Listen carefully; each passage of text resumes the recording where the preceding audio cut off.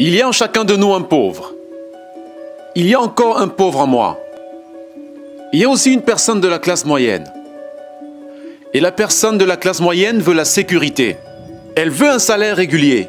Et il y a une personne riche. Et ils sont toutes à l'intérieur de nous. Sauf que ce n'est pas enseigné. On vous apprend à aller à l'école, à trouver un travail et un chèque de paie. On n'apprend pas comment devenir riche. Si vous avez lu « Père riche, Père pauvre », mon père riche a refusé de me payer. Il a dit que le salaire était l'une des choses les plus abominables que vous puissiez subir dans votre vie.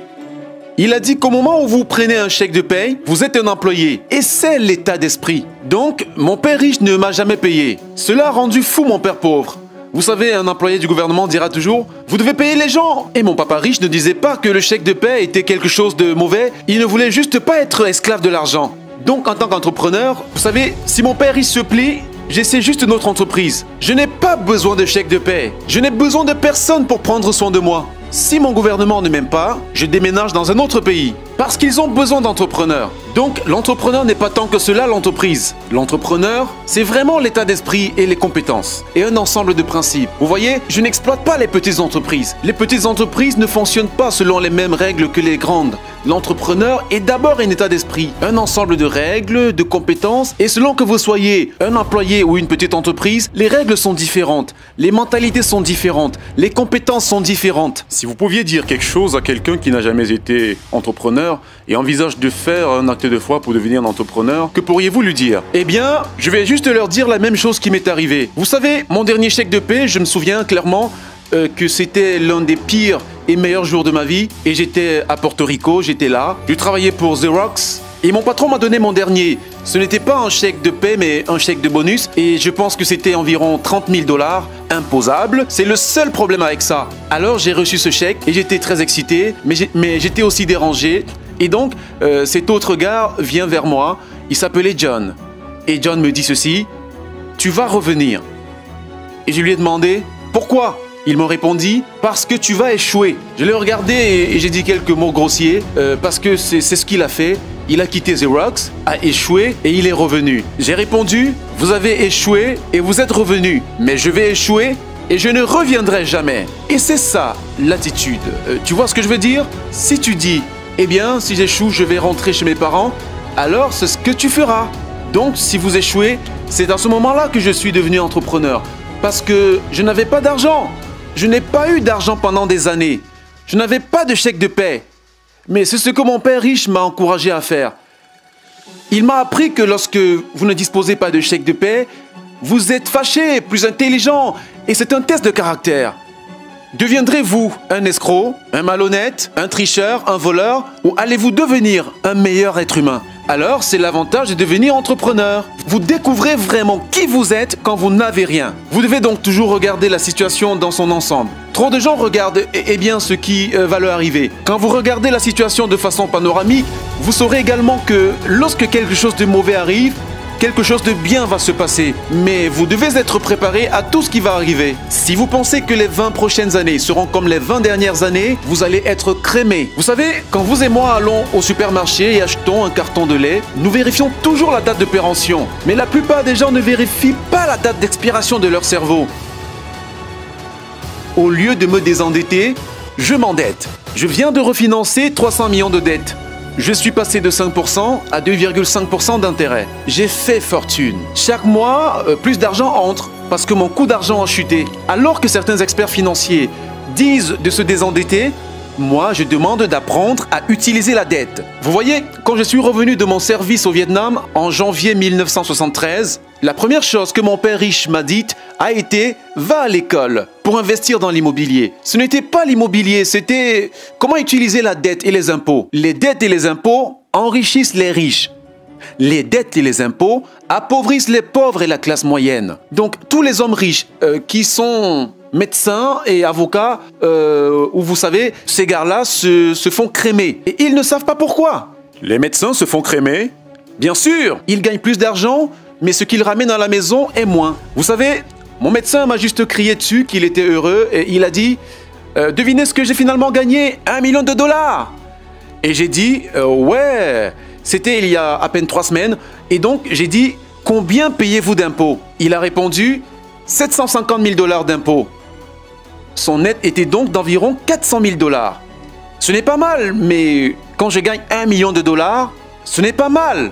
Mais quand je gagne 1 million de dollars, je gagne 1 million de dollars. Et la raison en est que je n'y arrive pas en travaillant pour de l'argent. Vous voyez, si vous travaillez pour de l'argent imposé, c'est pourquoi la leçon numéro 1 de Père riche, Père pauvre est que les riches ne travaillent pas pour de l'argent. Nous créons plutôt des entreprises en tant qu'entrepreneurs. Nous acquérons des biens immobiliers, je réinvestis en bourse. La raison est donc qu'en tant qu'entrepreneur, j'ai plus de contrôle sur mes revenus. Combien je gagne, combien je paye d'impôts. Parce que je suis un entrepreneur ainsi qu'un investisseur dans l'immobilier, je ne paye pas d'impôts. Donc, à chaque fois que je gagne, disons, environ 1 million de dollars, en tant qu'entrepreneur, je l'investis immédiatement dans l'immobilier. Et j'ai pas de 4 contre 1. Alors, je mets 1 million de dollars dans l'immobilier, je reçois 4 millions de la banque. C'est pourquoi j'aime les banques.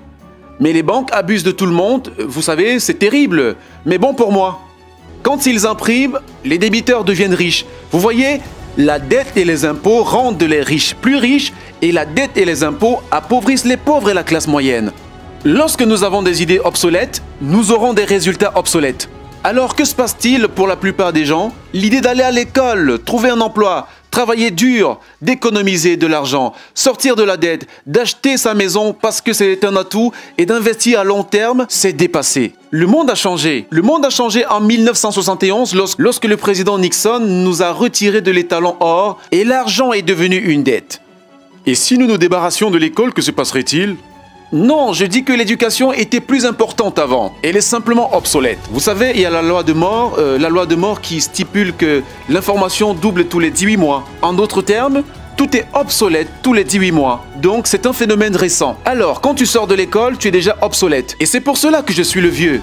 Tu sais, je rencontre mes amis, je suis allé à Harvard et j'ai dit « Ouais, ça fait combien de temps il y a 50 ans ?» Aujourd'hui, les banques vous facturent des intérêts pour économiser de l'argent. En d'autres termes, les banques ne veulent pas de votre argent parce qu'ils en ont trop imprimé. C'est pour cela qu'il y a des bulles et des actions et des bulles dans l'immobilier et tout cela. Les gens se débarrassent de l'argent liquide parce que, comme je l'ai dit ici, les épargnants sont des perdants et l'argent est une poubelle.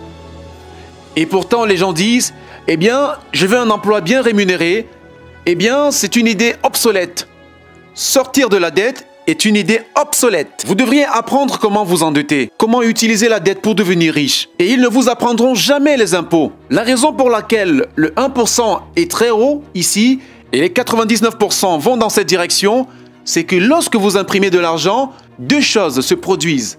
L'inflation et les impôts. Cela les écrase. Et tout entrepreneur qui pense « je veux juste gagner de l'argent » et démarrer une entreprise et gagner beaucoup plus d'argent parce que c'est de cela que nous parlons, ils doivent vraiment sentir l'homme des roses. Vous savez, ce n'est pas ce que sont les vrais entrepreneurs. La plupart des entrepreneurs, il y a 28 millions de propriétaires de petites entreprises en Amérique, 24 millions sont des entrepreneurs indépendants, ils sont appelés entrepreneurs non salariés. Et donc, c'est ce qui se passe quand les gens ne comprennent pas vraiment ce que fait un entrepreneur. Donc la plupart des gens sont des travailleurs autonomes, mais ils ne sont pas vraiment des entrepreneurs.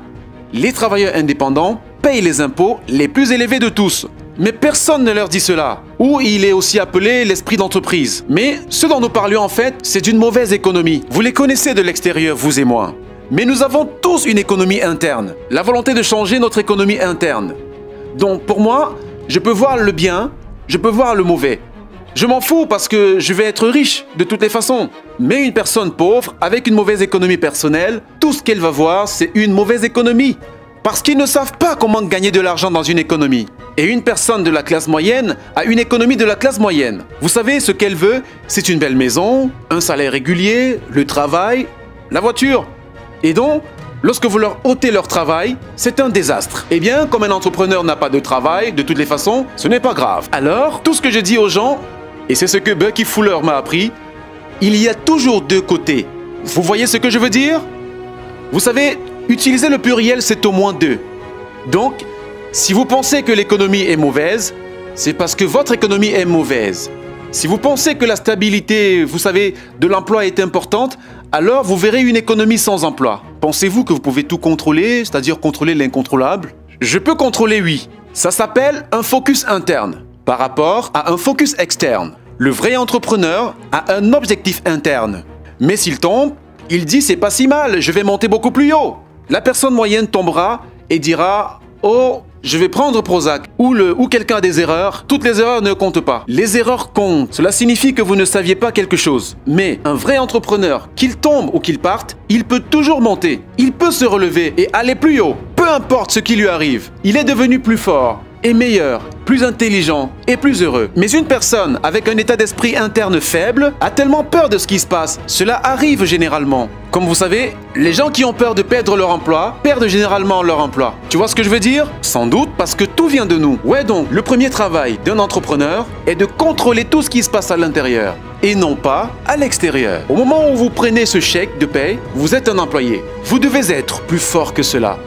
Il s'agit d'un contrôle interne.